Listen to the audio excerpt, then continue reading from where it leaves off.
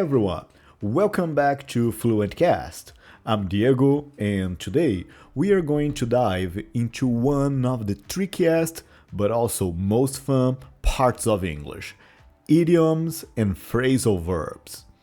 Now, let me ask you, have you ever been in a conversation where someone used an expression that didn't make sense word by word, but somehow everyone understood?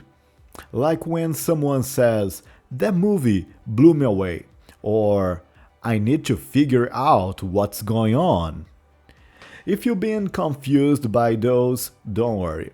Idioms and phrasal verbs can feel intimidating at first, but once you learn to use them naturally, you sound much more fluent and you will understand native speakers better too. So today we will learn a handful of these expressions together. We will explore their meanings, see examples in real situations, and even practice how to use them in our own conversations. Ready? Let's go. First, let's answer the question, why should you even bother with idioms and phrasal verbs? Well, they are everywhere. In everyday English, native speakers use them constantly, often without realizing it. If you only study textbook English, conversations can feel like they are full of secret codes. Think of idioms and phrasal verbs as the spice of language. Without them, English works fine, but with them, it tastes richer, it is more natural. But here is the key. You don't need to learn all of them at once. That would be overwhelming. Instead, focus on a few common ones, practice them, and then slowly add more over time.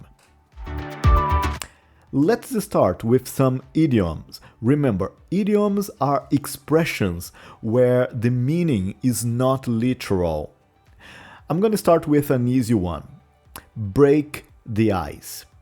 Literally sounds like smashing frozen water, but the idiom means to start a conversation in a friendly way, especially in a new or uncomfortable situation. I'm pretty sure some languages might have a familiar expression. For example, at the meeting, the manager told a funny story to break the ice. Now, try repeating after me.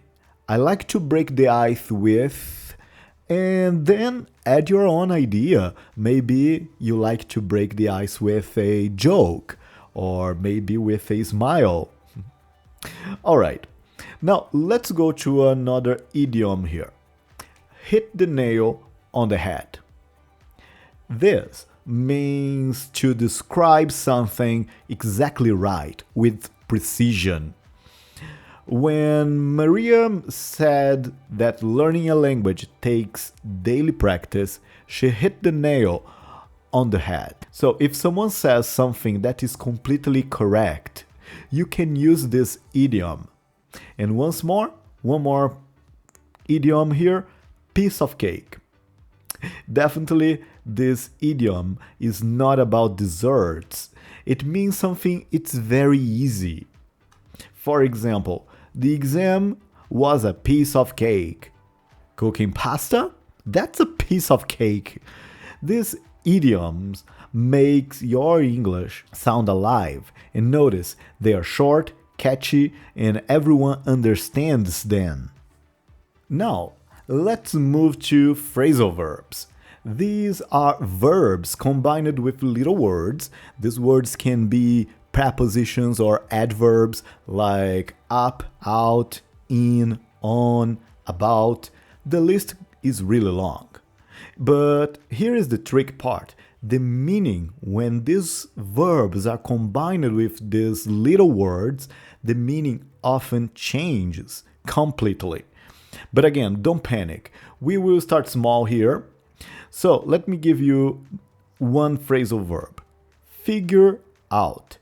figure out means to understand or solve something. Yes, you could use the verb understand, but using figure out feels more conversational. For example, I could say I need to understand how to use this app, but usually a native speaker will say I need to figure out how to use this new app. Another sentence example could be like this: Can you figure out the answer to this question? Notice how natural it sounds. Alright, so let's go one more phrasal verb. Give up. Give up means to stop trying, stop doing something. For example, the math problem was so hard, I gave up. Don't give up on your dreams. It is simple, powerful, and it's used all the time. So there you go. Now you know two phrasal verbs. Now you know figure out and also give up. And I'm gonna give you another one. Look after. Look after means to take care of someone or something. For example, can you look after my dog while I'm away? Another example, parents look after their children.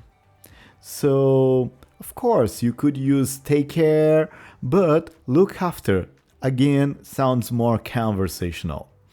Okay, I'm gonna give you the last phrasal verb here for this section, and the phrasal verb is run into. Run into means to meet someone by chance, not planned. You know, when you're walking down the street and you meet your friend by chance, you were not expecting that, you can use the phrasal verb run into. For example, I ran into my old teacher at the supermarket. It's a very friendly way to talk about unexpected things, unexpected meetings. Alright, now let's put this into a little story so you can see how all these idioms and phrasal verbs can be together working in a story. Imagine this. You go to an English conversation club. At first, everyone is quiet, so you tell a story to break the ice. People laugh and the conversation flows. Then someone asks a hard grammar question. Another student gives the perfect answer and you say, "Wow, you really hit the nail on the head." Later, you play a game and it's easy. You say, "That was a piece of cake." But then a teacher gives you a puzzle and you can't solve it. But you try, but finally you give up. On the way home, you suddenly run into a friend from high school, you chat, and he tells you he's been busy looking after his little brother. When you get home, you try to figure out the puzzle again, and finally you succeed. Well, tell you this short imaginative story is just to show you how natural it feels when you listen to idioms and phrasal verbs and they appear in context. They are easier to remember. Always, an idiom, it depends on the context around. So, what did we learn today? Idioms like break the ice, hit the nail on the head, and piece of cake make our English more colorful. Phrasal verbs like figure out, give up, look after, run into, they all make it more natural. You don't need to memorize hundreds. Just start using a few, and they will slowly become part of your active vocabulary. Here is your challenge for the week. Pick 2 of today's phrases and try to use them in a real conversation. Maybe in class, at work, or even a text message. The more you practice, the more natural they will feel. And remember, learning a language isn't just about grammar rules. It's about connecting with people, telling stories, and making your English sound alive. Thanks for joining me today on FluentCast. I'm Diego, and I'll see you in the next episode. Until then, don't give up and keep figuring out new ways to grow.